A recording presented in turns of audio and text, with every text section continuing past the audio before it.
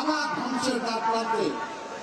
সেই বিধ্বস্ত অর্থনীতি, সেই বিপর্যস্ত রাজনীতি, এটাকে পুনরায় গড়ার দায়িত্ব নিয়েছিলেন দেশনেত্রী বেগম খালেদা জিয়া।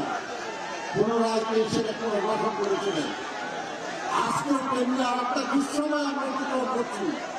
এই সময়ে দেশটাকে গড়ে তোলা জনগণের সম্পদ সমাধানের দায়িত্ব নেওয়ার মতো যোগ্য দল একটাই, সেটা হল বিএনপি। আর সেই দলের সরকারের নেতৃত্ব দেওয়ার সবচেয়ে যোগ্য মানুষের নাম তারেক রহমান। আসুন আমরা আগামী দিনে দেশের জন্য, দেশের জনগণের জন্য, আমাদের সন্তানদের ভবিষ্যতের জন্য আমরা এই দেশটাকে সমৃদ্ধ করার লক্ষ্যে তারেক রহমান সাহেবকে সমর্থন করি, বিএনপিকে সমর্থন করি, ধানের শেষকে সমর্থন করি। আপনাদের সবাইকে ধন্যবাদ। আল্লাহ হাফেজ। বাংলাদেশ।